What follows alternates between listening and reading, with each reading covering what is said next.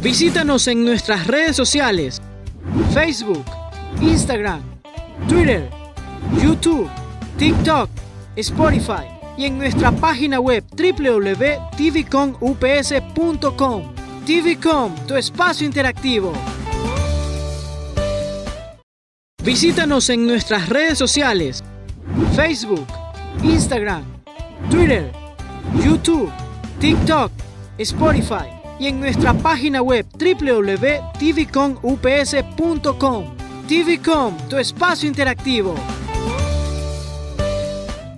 No somos televisión. Somos TVCOM, tu espacio interactivo.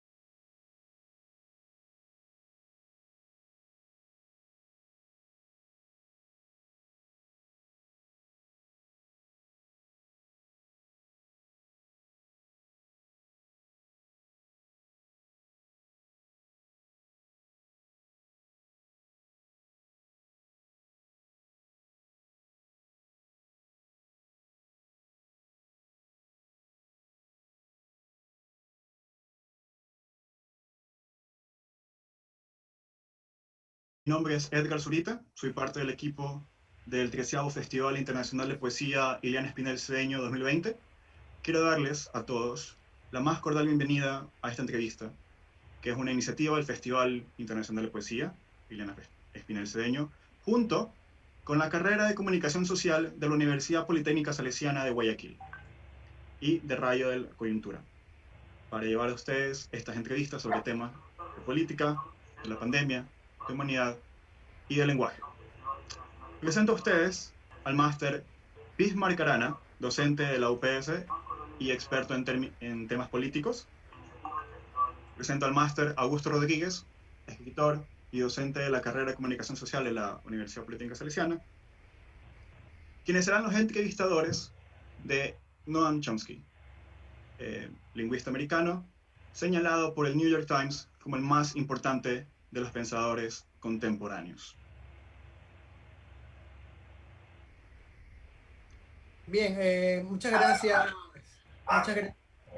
Edgar, por las palabras, por la bienvenida. Para mí es un honor, por supuesto, como parte del 13º Festival Internacional de Poesía de Guayaquil, Iliana Espinel Cedeño, junto también a la Carrera de Comunicación Social de la UPS de Guayaquil, del cual soy docente, y también, por supuesto, con Radio de la Coyuntura, y es un gusto compartir contigo, Bismarck, esta mesa, donde vamos a tener un breve diálogo con Noam Chomsky, por supuesto, y muy contento de que Noam lo tengamos, aunque sea espiritualmente, por unos minutos acá en el Ecuador. Te cedo el paso a Bismarck para que continúes. Puedes empezar tú. ¿Qué tal, Augusto?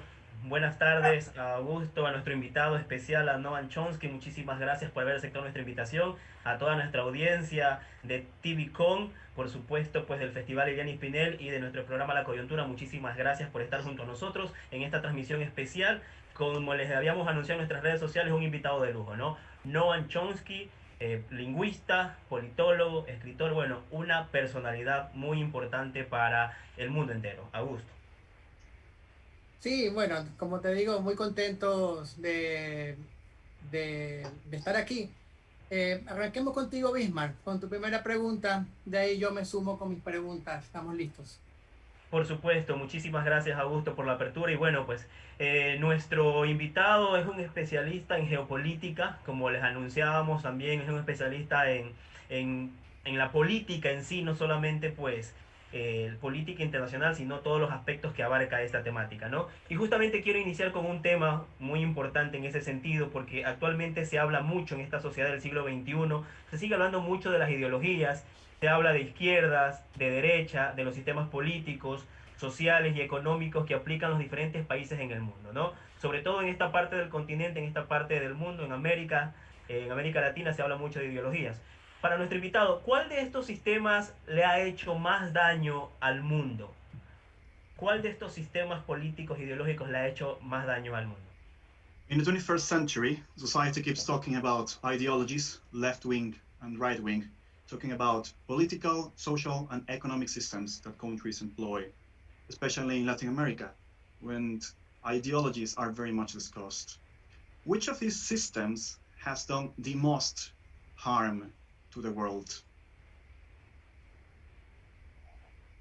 Well, it's pretty,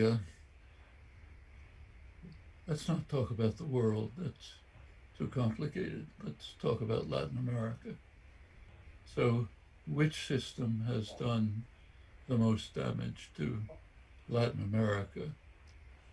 Let's stay in the last 60, 70 years, instead of, it's a long history, of course. We can begin by turning to mainstream scholarship. So the major scholarly review of the Cold War, multi-volume history of the Cold War, published by Cambridge University in England, Cambridge History of the Cold War. There's, of course, a chapter on Latin America. It's written by a well-known American scholar, leading scholar, Dean of International Studies at Columbia University, John Coatsworth. He points out that since in the post-Stalin era, Latin America has been subjected to far more terror, violence, oppression, overthrows of government than Eastern Europe. So who's responsible for that? It's some of the worst record in the world, not the worst. Southeast Asia was worse, there are others, but Latin America was pretty bad. Well, he starts actually in 1960 with the Kennedy administration. The Kennedy administration in 1962 changed the mission of the Latin American military, which of course the United States is able to do, changed the mission of the Latin American military from hemispheric defense to internal security. Hemispheric defense was an anachronism, a holdover from World War II. Internal security means war against the population. That made a difference. The difference was discussed by the head of counterinsurgency for the Kennedy and Johnson administrations. He says this decision changed U.S. policy from tacit support of the violence and rapacity of the Latin American military to active participation in crimes that are reminiscent of Heinrich Himmler and Nazi Germany. And it's correct. The decision, same year, 1962, Kennedy sent a military mission to Colombia. Colombia at the time was the scene of the worst crimes and atrocities. The mission was headed by a General Yarborough of the Green Berets, and he advised the Colombian government to pursue what he called paramilitary terror against known communist supporters. That's a broad phrase. It means human rights activists, priests organizing peasants, labor leaders, and so on. So they should be subjected to paramilitary terror by the state. That was Colombia. Shortly after that, there was a military coup in Brazil, major country in Latin America. Background was laid by the Kennedy administration. Coup actually took place a few weeks after Kennedy's assassination, strongly supported by the United States. In fact, the U.S. ambassador described it as the greatest victory for freedom in the mid-20th century. I don't have to tell you what happened. It was the first of the neo-Nazi style national security states that then spread as a plague through the hemisphere. Uruguay, Chile, Argentina, which was the worst of them all, strongly supported by the United States, by Henry Kissinger, Ronald Reagan. Plague then spread to Central America, which was subjected to horrifying wars, atrocities during the 1980s, the Reagan years. A couple 100,000 people killed, about 800,000 tortured refugees, disabled. That's what happened to Latin America. So we know where to trace the source, okay? And we know what happened. Now that's not the whole story. A lot of the problem, major part, comes from within Latin American society. I can talk about it more, but it's a fact that throughout the long history of Latin America, elites have never been controlled. They have basically no responsibility to the society. Could go into this, but it's happened over and over. It's happening again now.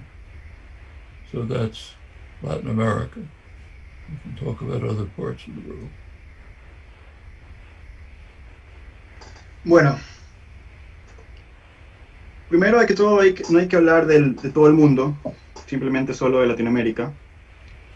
Pero bueno, ¿en qué sistema en Latinoamérica también? Lamentablemente solo en los últimos 60 o 70 años, ya que de hecho es una historia muy, muy larga. Me gustaría comenzar hablando por el Major Scholarly Review de la Guerra Fría, publicado por la Universidad de Cambridge. Hay un capítulo sobre Latinoamérica escrito por John Cusack, el dean de la Universidad de Colombia, que habla sobre el terror, la violencia, la opresión, que lamentablemente en Latinoamérica pasa, igual como en otras partes del mundo, como el este de Europa, o Asia, la parte sudeste de Asia, pero que en Latinoamérica como una gran parte de su historia. Todo comienza, creo yo, en 1960, con la administración de Kennedy, y en 1962 exactamente, cuando la misión de el grupo militar de Latinoamérica pasó de ser de defensa del hemisferio a una cuestión de seguridad interna. Ahora, la defensa del hemisferio es realmente un anacronismo de la Segunda Guerra Mundial, y la seguridad interna realmente se refiere a la guerra en contra del pueblo, para poder reprimir insurgencias. En la administración de Kennedy Johnson se cambió las medidas hacia la militaridad de Latinoamérica a unas cuestiones tan fuertes que realmente pueden ser comparadas con la Alemania nazi de Hitler. En 1962, cuando Kennedy envió militares a Colombia, uno de sus generales le dijo al gobierno colombiano crear terror paramilitar para suprimir a los seguidores comunistas, que debían ser erradicados. Poco después de esto, hubo un golpe de Estado en Brasil, que tomó lugar alrededor de 2 semanas después de la muerte de John F. Kennedy. Así se instituyó un estilo neonazi de naciones, en el cual la seguridad del Estado, de los estados como por ejemplo Uruguay, Chile, Argentina especialmente soportada por los Estados Unidos, se expandió por toda América Central. Y en 1980 se llegó a aproximadamente 80 miles de torturados y de personas refugiadas. Podemos nosotros ver la fuente de lo que pasó en el contexto de la sociedad latinoamericana y ver quién es el culpable.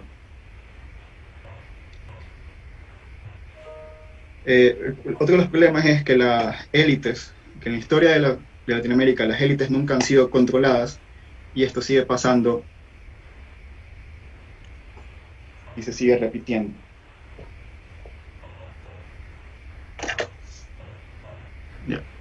Bien, yo quería hacerte una pregunta sobre el tema del lenguaje en los niños.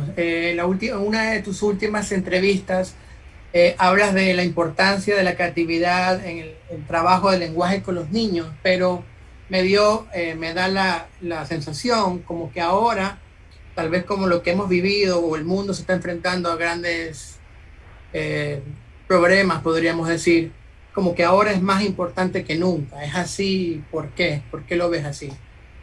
El trabajo de la creatividad con los niños. In one of your latest interviews, you talk about the importance, now more than ever, that many things are happening to the world, to work on language and creativity in children. Why do you think it is more important now than it was before? More important now than before to do what? To work on language and children, to work on language and creativity in children, sorry. Work on language and creativity in children. Creativity in children. Yeah. Well, the work on language, we're now on a different dimension. The study of language is basically the study of the core of human intellectual nature and achievement and creativity. Language is our fundamental property that distinguishes humans from other species. Creativity in children is important if we think that human beings are important, and if we think that the future is important. Children are the future. If they're going to be trained to be passive and obedient, the future looks dim. If they can be trained to develop and use their creative capacities, there's some hope for a better world, and also, of course, a better life for them. To be a free, independent, creative human being is far superior than to be a servant of powerful forces conforming to them.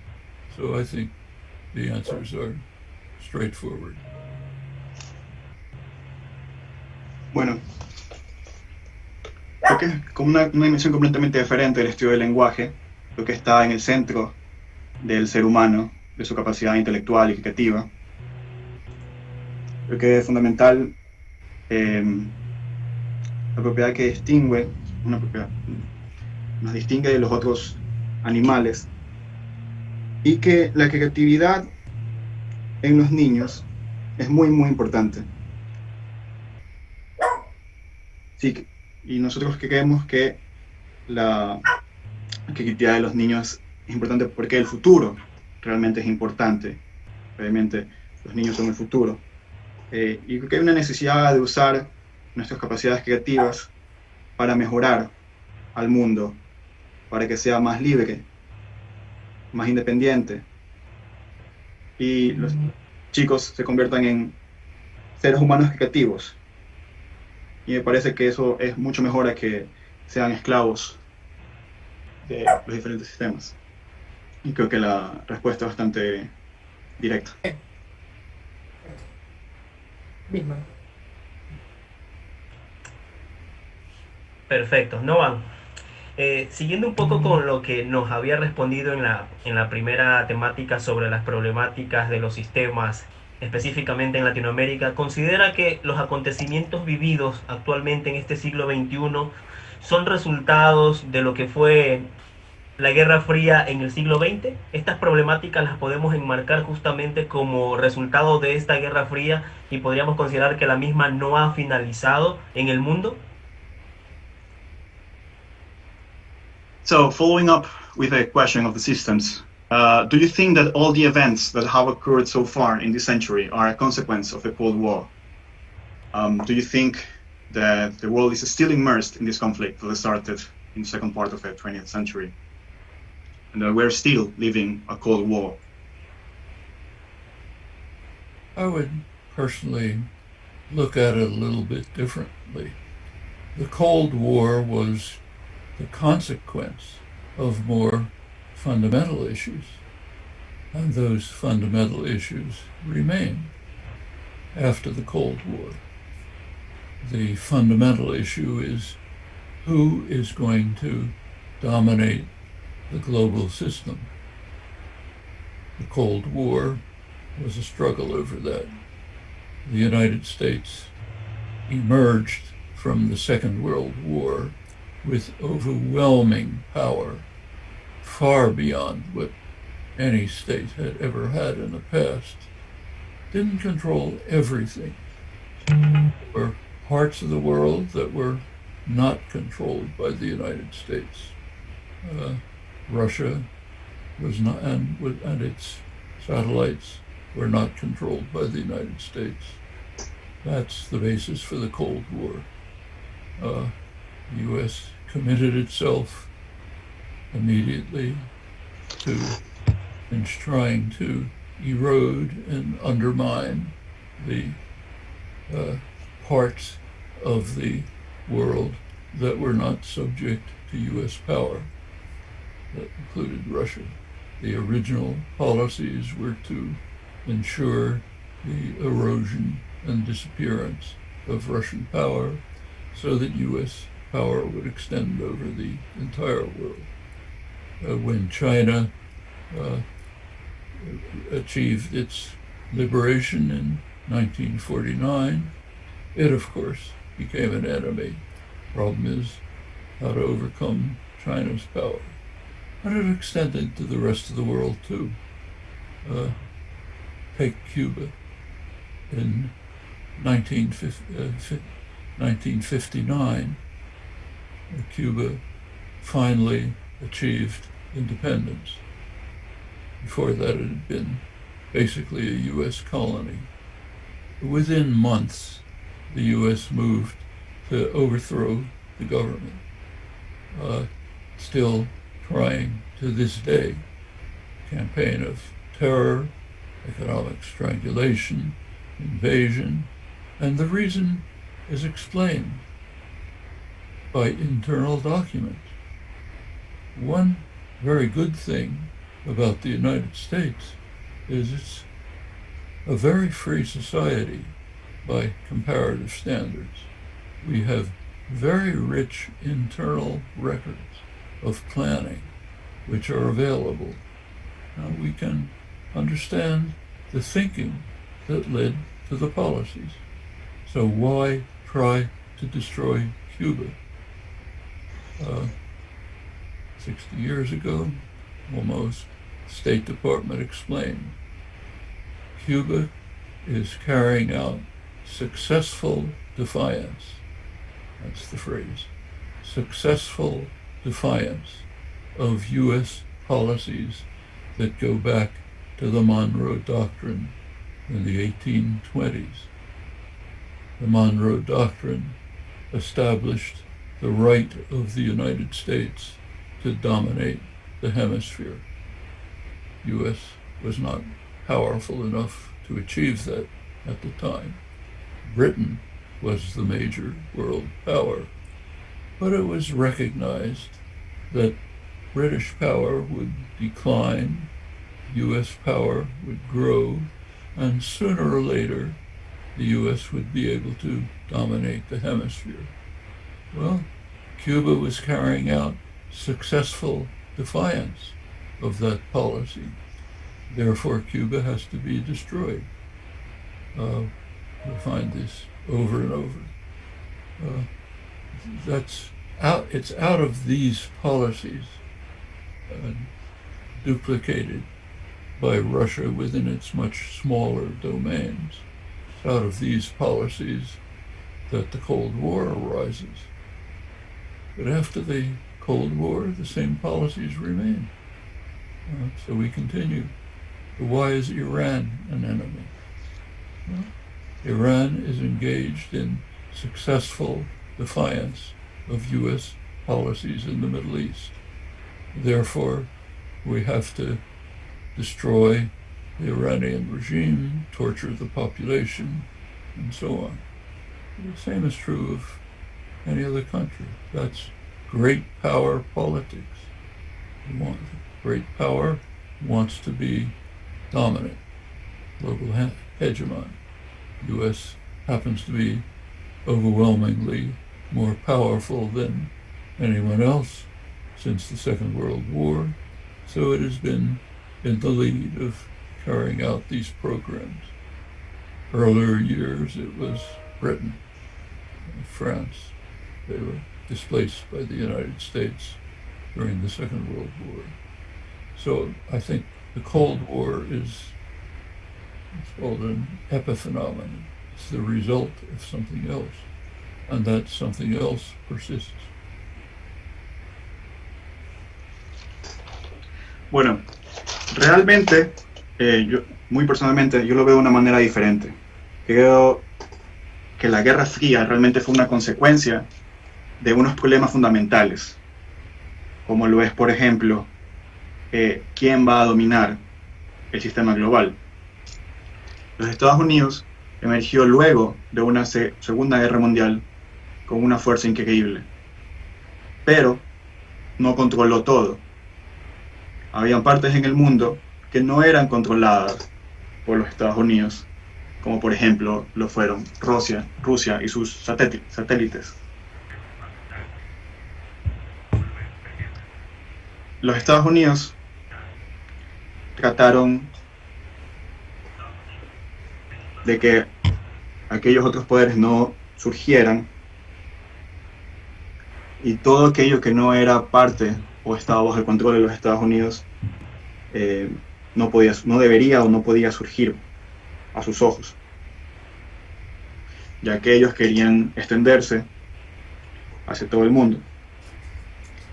Por ejemplo, en 1949, con la liberación de China, China se convirtió también en un enemigo.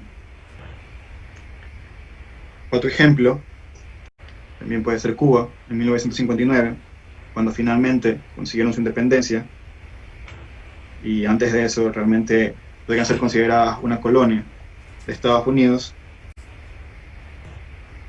Ellos también se convirtieron en enemigos. Una de las cuestiones interesantes de los Estados Unidos son los documentos internos que existen. Los Estados Unidos es realmente una sociedad muy libre y también es muy rica en documentos internos, y ahí se puede ver las razones por las cuales se ejecutaron este tipo de políticas.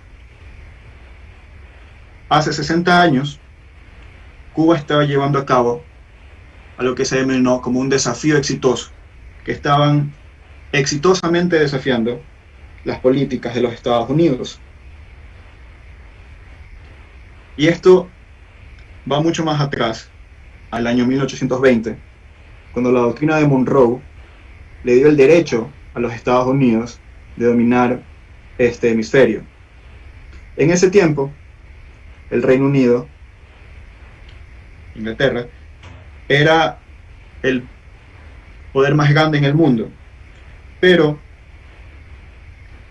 se pronosticó que el poder de los Estados Unidos iba a subir, mientras que el imperio inglés en ese momento iba a decaer, y que los Estados Unidos iban a dominar este hemisferio. Entonces, como Cuba estaba desafiando exitosamente las políticas de Estados Unidos, se convirtió en un enemigo. Y en su caso también, Rusia también desafió estas medidas, y fue cuando realmente en ese momento fue que la Guerra Fría emergió. Y por las mismas razones, Irán ahora también es un enemigo. Y países como Irán también se están llevando a cabo estos desafíos exitosos a las políticas de los Estados Unidos, y por ende se llega a cuestiones como la tortura y demás. Es una cuestión más de hegemonía y de ver quién va a ser el nuevo gran poder. Luego de la Segunda Guerra Mundial, los Estados Unidos de América se convirtieron en esa gran potencia. Antes fue Inglaterra y Francia. Y por eso creo que no son realmente una razón, sino más bien una consecuencia. Muchas gracias. A ver, Noam, en una reciente entrevista que haces para Diario El País, dices que el COVID fue el resultado de un fallo colosal del mercado. Por otro lado, también, ahora que vivimos en tiempos de miedo, de tiempos de pandemia, podemos ver que como que el lenguaje ha cambiado, se ha transformado en un lenguaje prácticamente bélico. Todo es como que estamos luchando contra un enemigo invisible. Ahora la pregunta es, desde el lenguaje, desde el arte, podría ser, ¿cómo podemos cambiar ese lenguaje para un poco liberar, no sé, podríamos decir, al ser humano que vive atado en este gran temor? Y ¿cómo tú ves el futuro inmediato con el tema de las pandemias? O sea, hice dos preguntas en uno. In times of pandemic, language is changing. Now, a language with war overtones has been imposed over us. How can we improve this from an artistic or linguistic perspective? How can we liberate humans from this terror of war? And also, what do you think the immediate future holds for humanity in terms of this pandemic? In terms of the pandemic, is that what you did? You say the pandemic? Yeah. Yes. Well, we happen to be living in a unique moment of human history. There's a number of major crises which we're facing right now. Actually, the pandemic is not the major one. The major crisis that we are facing is the destruction of the environment in which human life can survive. Environmental destruction is taking place at a rapid rate. We have maybe 10 or 20 years in which we can deal with this crisis, or else the catastrophe will be irreversible. Right now, right at this moment, there's a United Nations conference on biodiversity, the destruction of species, which is taking place at an incredible rate. Turns out that almost half of plant species are being destroyed, many animal species being destroyed. The Arctic ice sheets are melting. All of that is irreversible, and it's continuing. If we allow it to go on, we're finished. We have perhaps 10 or 20 years to deal with it. That's one. Second major crisis, destruction by nuclear war. Not much talk about it, but it's very serious. People who are concerned with nuclear issues are terrified by the prospects. President Trump is eliminating the entire arms control regime, which has been established for 50 years, tearing it to shreds, creating new, more dangerous weapons of mass destruction. Others will do the same. We're moving on to disaster. There's many possibilities for a nuclear war to break out. If it does, again, we're finished. Those are two crises. The third crisis is the pandemic. It's serious. It's affecting our lives seriously. We will emerge from the pandemic at terrible cost, mostly needless cost. We can see that from the countries that have acted quickly to contain and overcome the pandemic. So take Vietnam, poor country, almost destroyed by the United States, right on the border of South China, the center of the epidemic. Almost no cases, handful of cases. Government acted quickly to overcome the threat. South Korea had a very serious pandemic. It was contained. They overcame it, pretty much under control. Same with most of East Asia, also Oceania, New Zealand and Australia, also large parts of Africa. Senegal, other African countries have acted quickly and contained it. Other countries have failed. The major failures are United States, Brazil, and India. You look at the statistics, that's where the overwhelming mass of cases and deaths are. Could be overcome. These three countries have at least the resources of Vietnam and Senegal. It's just that the governments didn't act to try to care for their populations. They had other goals in mind. But we will emerge from the pandemic at terrible and needless cost. We're not going to emerge from the destruction of the environment. We're not going to emerge from the threat of nuclear war unless we act to do something about it. Now, in all of these cases, we know what to do. There are feasible measures well within our resources that could put a hold on the race to disaster and create a much better world. The means are there. Question is whether humanity is capable of grasping them.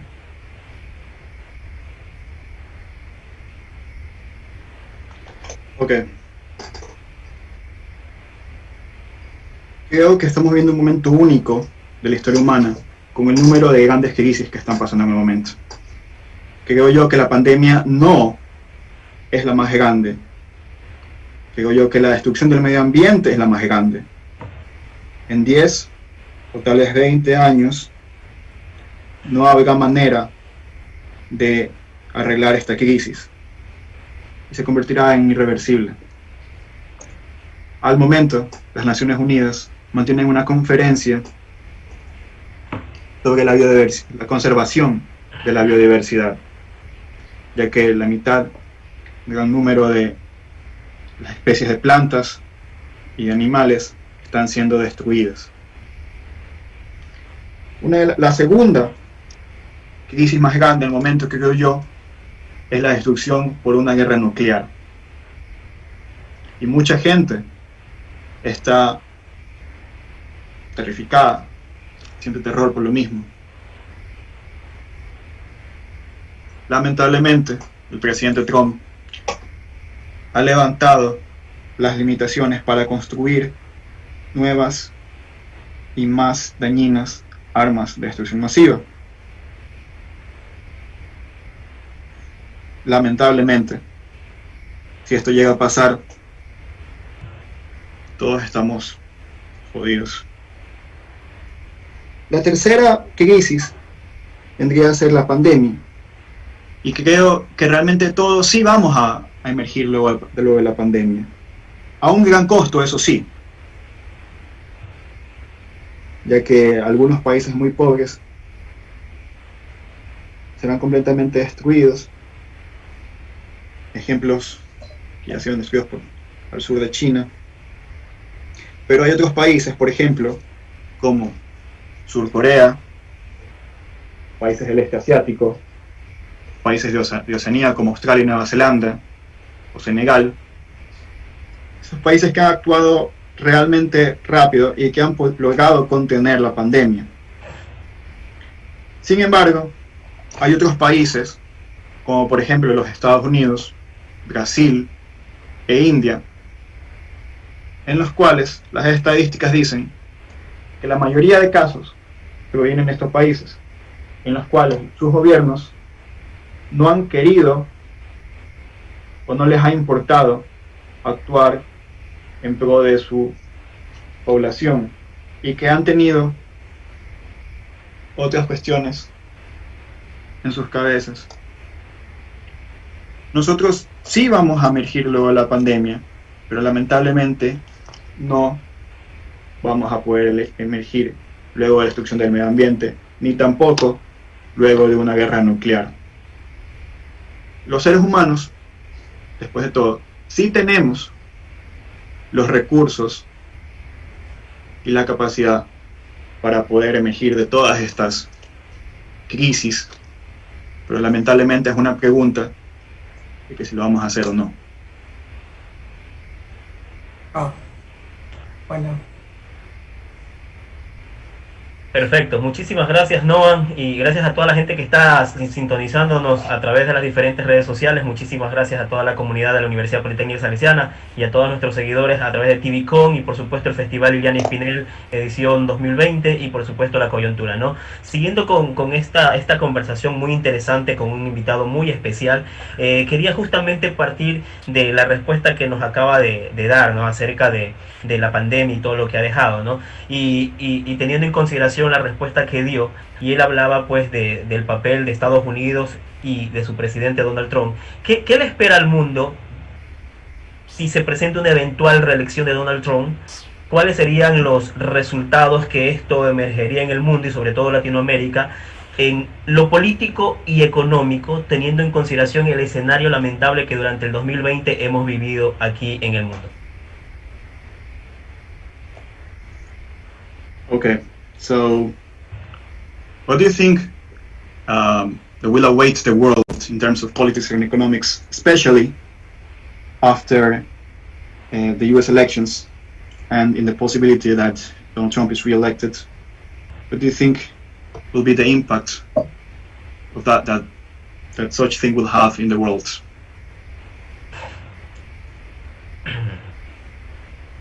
First of all, we have to face the fact that if Donald Trump is not elected, he may refuse to leave office. He has already stated that if he doesn't like the outcome of the election, he will stay in office and he will organize paramilitary forces or militias to maintain him in power.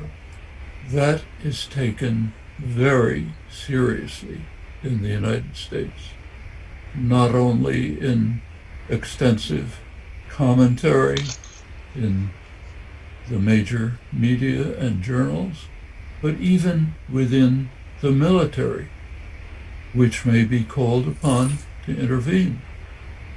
There's just a remarkable open letter that was released by two highly respected senior military commanders, a letter addressed to the top military officer in the United States, the chairman of the Joint Chiefs of Staff, General Milley. The letter reviewed for him his responsibilities to defend the country against foreign and domestic enemies.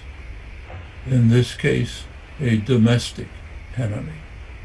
And they urged him that if he wants to prevent a coup d'etat, he should send the American military to oust what they call a lawless president from office and disband the militias that he's creating. I don't think this is likely, but it's a possibility for November 3rd. And the very fact that the possibility is being considered tells us a lot about the fragile state of democracy in the United States. But if Trump is elected, we face 4 more years of an accelerated race to destruction of the environment, increasing threats of nuclear war, destruction of all international arrangements, the creation of a reactionary international. The one major geostrategic plan of the Trump administration is to create an international of the most reactionary states to provide a base for American power in the world. In the Western Hemisphere, that means, of course, Bolsonaro's Brazil, other similar countries. In the Middle East means the dictatorships, the family dictatorships of the Gulf, Egypt, which is now under the harshest dictatorship of its history, Israel, moving very far to the right, open relations with the most reactionary, brutal states in the world in many respects. That's the meaning of these negotiations and agreements that are taking place. Moving to the east, India under Modi, who is destroying Indian secular democracy, trying to construct a Hindu nationalist ethnocracy, which will not only destroy Indian democracy, crush Muslims, destroy Kashmir. In Europe, Viktor Orban in Hungary, who's dismantling Hungarian democracy, others like him. This is the complex that's being constructed. So 4 more years of Trump mean a race towards environmental destruction, a race towards nuclear war, a race towards dismantling of international arrangements and agreements, and creation of a reactionary international. I mentioned before the biodiversity conference that's taking place. The whole world, one exception. The United States refuses to attend. Okay? There's an international consortium.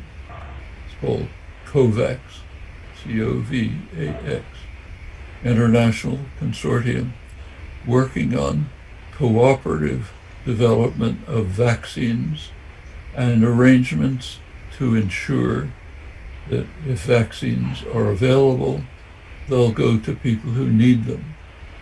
Poor countries, poor people, not just those who can buy them up. One country is not participating, United States. You can go down the list. Every international agreement is being dismantled by the United States under Trump. Well, that's what we can look forward to for 4 years if he's elected. If the world survives, it'll be a miracle.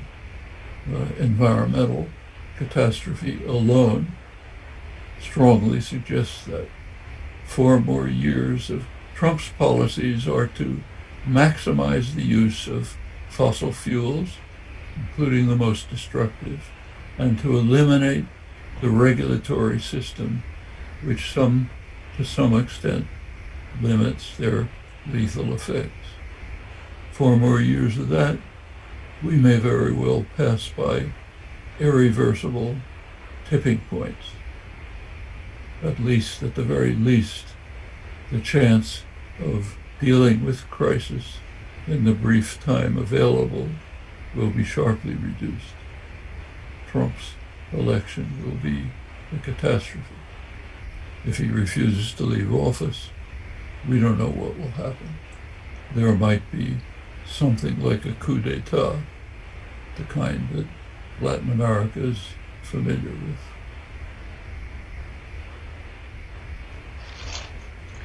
Ok. Primero que todo hay que ver la posibilidad de que si Trump no es reelegido, él rechace salir del poder. Ha dicho que si no le gustan los resultados, él seguiría en el mandato y organizaría fuerzas paramilitares para poder mantenerse en el poder, lo cual mucha gente lo está tomando muy muy en serio, no solo en los Estados Unidos, sino también los diferentes medios y sobre todo los propios militares, quienes han sido llamados a intervenir. Existe una carta abierta por 2 comandantes retirados, parte de la élite de los militares, hacia el general Milley, llamándole a que mantenga su responsabilidad en contra de enemigos extranjeros y domésticos, apuntando que en este caso es un enemigo doméstico y por ende prevenir un golpe de Estado de un presidente que está en el poder sin orden ni ley. Esto, si bien no es muy probable, realmente sí es posible. Y el solo hecho de que sea posible nos hace considerar el estado frágil en el que se encuentra la democracia. Si Trump es elegido, esto acelerará la carrera de la destrucción del medio ambiente. Esto también acelerará la posibilidad de una guerra nuclear. También generará que los diferentes acuerdos internacionales se rompan. Y cuarto, que se cree una coalición entre estados que no son muy democráticos. Se dice que Estados Unidos podría hacer una coalición con Brasil, con estados del Medio Oriente, con Egipto, con Israel, que por el momento está moviendo bastante hacia la derecha, y con otros estados que pueden ser considerados que utilizan una fuerza brutal. También podría suceder que se destruya la democracia en países como India, en la cual comienza a existir un partido hindú, lo cual podría generar que se destruya la democracia secular o laica en este país. Lo mismo puede pasar en ciertos estados musulmanes. Lo mismo puede pasar en lugares como Hungría. Y todo esto puede llegar a ser muy complejo. Para recapitular, son 4 las cuestiones que Trump puede acelerar. La primera viene a ser la biodiversidad, la segunda, la guerra nuclear, la tercera, el rompimiento de acuerdos internacionales, y la cuarta, una coalición con diferentes estados bélicos. En la conferencia que mencioné anteriormente, que se está llevando a cabo en las Naciones Unidas, Estados Unidos de América no está asistiendo.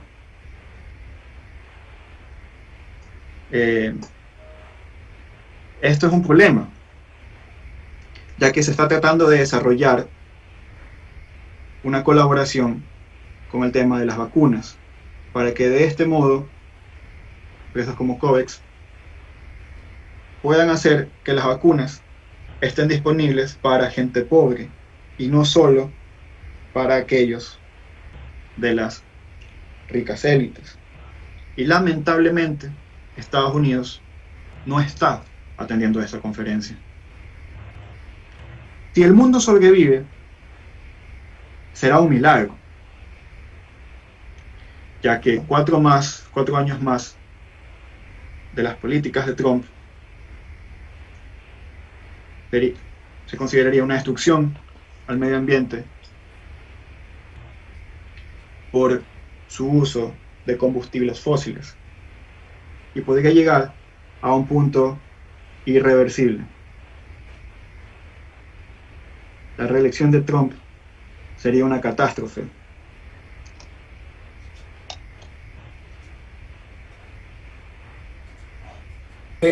Bueno, yo quisiera ya irme despidiendo. La verdad que ha sido una muy interesante entrevista. Yo quería hacerle solo una última petición a Noam.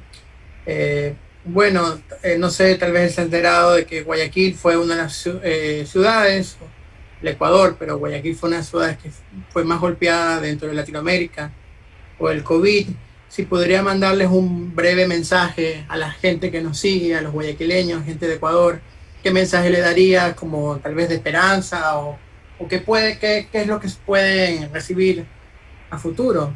No sé, algún mensaje que podría darnos Noam desde su experiencia para la gente de Ecuador que ha sufrido y que tiene mucho miedo todavía el tema. As you know, Ecuador has been hit quite hard, quite excessively and hardly by COVID-19 pandemic. All the country, and especially the city Guayaquil, has been hit profoundly by the pandemic. Is there any message you would like to give them?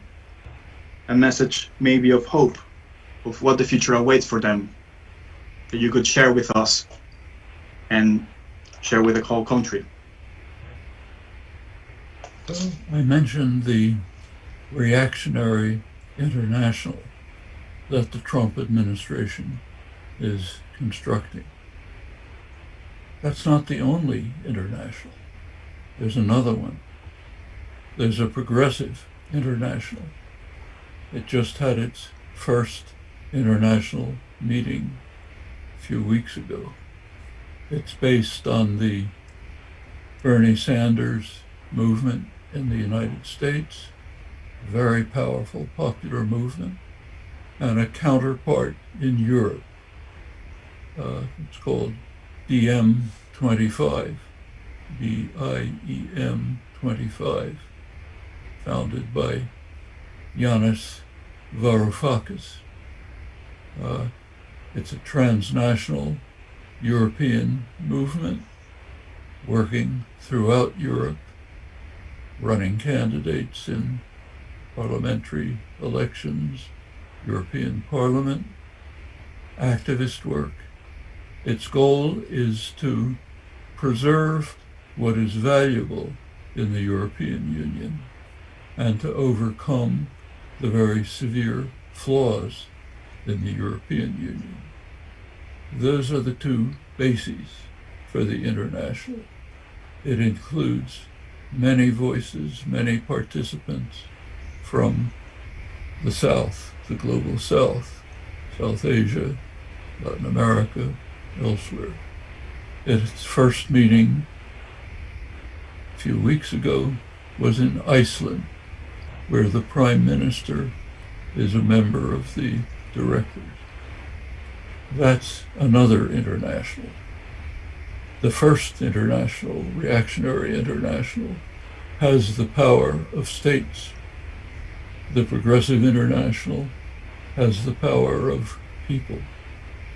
There's a major international class war developing about the shape of the post-pandemic world, and it's in balance.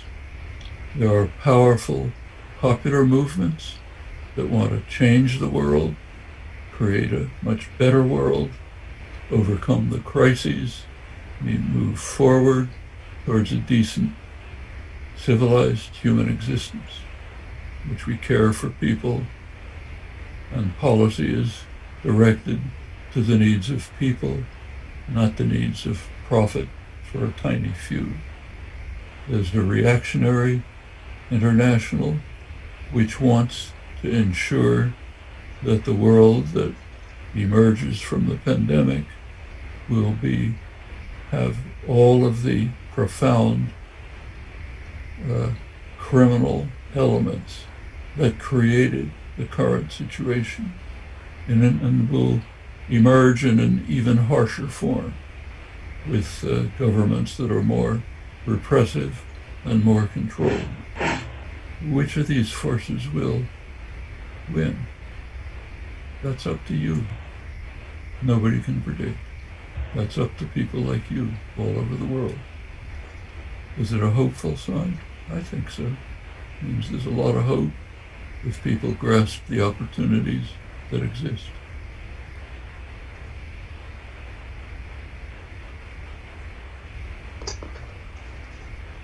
Bueno, como había dicho en mi respuesta pasada, hay una coalición generada por Estados Unidos, en ciertos estados, y aparte de eso, hay un movimiento internacional progresivo, el cual tuvo su primera reunión hace algunas semanas. Hay un movimiento en los Estados Unidos, liderado por Bernie Sanders, y hay otro en Europa, llamado DiEM25, por Jonas Varoufakis. Es un movimiento transnacional europeo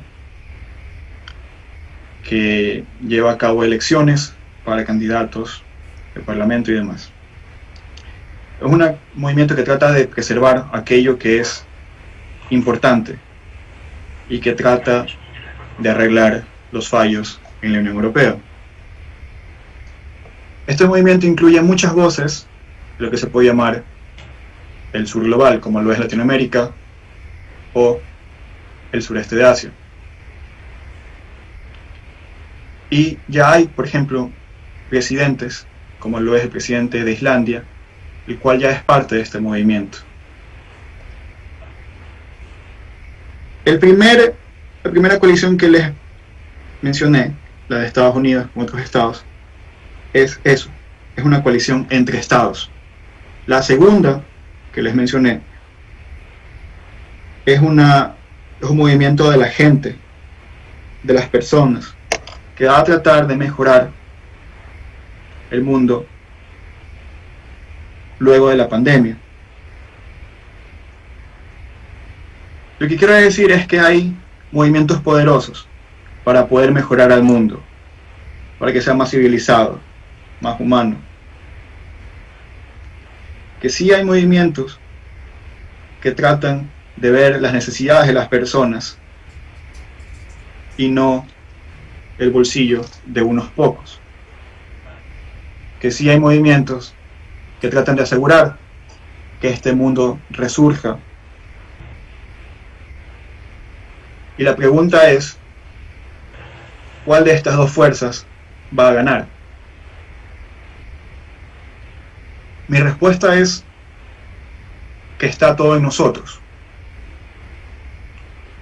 Que esto da esperanza, yo sí lo creo, porque esto significa que gente como tú, como aquellos que estamos aquí, tienen un impacto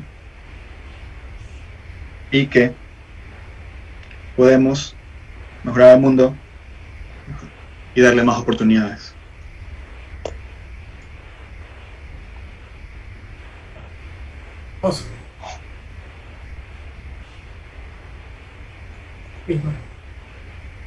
Muy bien, agradecemos entonces a nuestro invitado por la apertura y darnos la oportunidad de poder conversar con él sobre algunos tópicos muy importantes que hemos topado a lo largo de esta entrevista en una tarde maravillosa. Noam, muchísimas gracias a la distancia, un fuerte abrazo desde Guayaquil, Ecuador, de toda la gente pues que hacemos la Universidad Politécnica Salesiana, Carrera de Comunicación Social. Por supuesto agradecerle a Augusto, quien tuvo la oportunidad de mantener el contacto y por supuesto obtener este resultado maravilloso como ha sido la entrevista, ¿no? Gracias también a nuestra directora de carrera Marlene Mosquera y a las autoridades de la Universidad Politécnica Salesiana, a toda la gente que nos ha estado sintonizando por nuestras diferentes redes sociales y por supuesto a la audiencia del programa La Coyuntura. Muchísimas gracias por haber estado acompañándonos en esta hora de entrevista. Un abrazo para todos. Augusto, te doy el paso para la... Sí, bueno, muchas gracias. Igual, querido Noam, un fuerte abrazo a la distancia. Muchas gracias por tu tiempo. Igual, agradecer lo mismo a la Carrera de Comunicación Social, a todo el equipo del Festival Internacional de Poesía de Guayaquil, Iliana, Espinel, Cedeño, a Edgar, Denis, Sergio y todas las personas que han colaborado con Radio La Coyuntura, Bismarck también por tus preguntas, y espero que podamos seguir conversando y como yo le dije al principio a Noam antes de la entrevista, ojalá lo podamos tener en algún momento, tal vez en el 2021 aquí en Guayaquil. Sería verdaderamente un honor tenerlo en Guayaquil para seguir hablando de política, de lenguaje, de pandemia y de muchos temas interesantes. Un abrazo fuerte. Edgar, te dejo. We would like to thank you very much for attending this interview, and we all would like to give you a big hug in the distance. And we also like to thank the Polytechnic Salesian University for helping us here. We also like to thank the staff from the International Poetry Festival, Iliana, Espinel, Cedeño from Guayaquil, and we extend our invitation.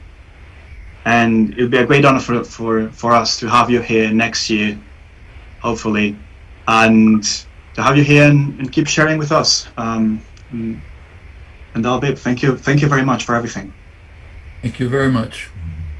Muchas gracias. Gracias.